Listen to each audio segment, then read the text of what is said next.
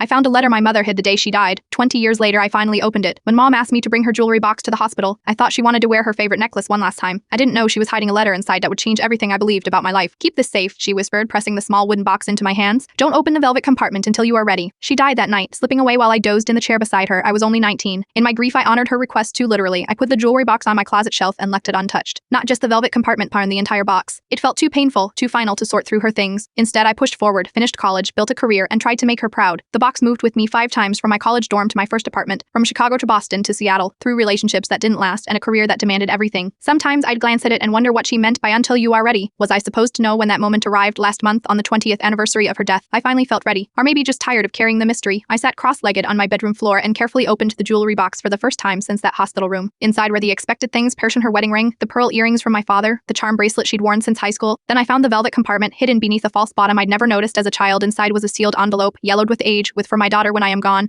written in her handwriting. My hands trembled as I broke the seal. "My dearest Emily," it began. "If you are reading this, I finally lost my battle with this disease. Here is something I need you to know. Something I was never brave enough to tell you while I lived." My heart raced as I continued reading. "Your father isn't dead, as I've always told you. He's very much alive, or at least he was when I wrote this." The room seemed to tilt. My father parent dead in a car accident before I was born. Perrin was actually alive. 20 years of grieving someone who never died. His name is Daniel Walker, the letter continued. "We were young and in love, but when I told him I was pregnant, he made it clear he wasn't ready for fatherhood. Whether than raise you with a father who didn't want you. I chose to raise you with the story of a father who couldn't be there. I thought I was protecting you from rejection." Tears blurred my vision as I read her final confession. "I've seen him over the years. He owns a bookstore in Portland, Perrin Walker's Books and Compay. I've never spoken to him, but I've watched him from afar. He has your eyes, Emily, or rather you have his." The letter ended with coordinates, Peterta actual GPS coordinates, Peterta, and a final line. "If you forgive me for this deception, I hope you'll visit someday. And if you are ever ready, Portland isn't that far from Seattle." I sat motionless for hours, the letter in my lap, rewriting my entire history. The father I'd created memorial projects for an elementary school, the inherited traits my mother claimed came from him, the grief I'd carried for a man who had simply walked away. Last weekend I drove to Portland. I stood outside Walker's Books and Compay for 30 minutes before finding the courage to enter. Behind the counter stood an older man with gray streaked hair and eyes that mirrored my own. "Can I help you find something?" he asked. "I am not sure," I answered truthfully. "I might need some time to browse. I don't know if I'll ever tell him who I am. I don't know if I've forgiven my mother yet.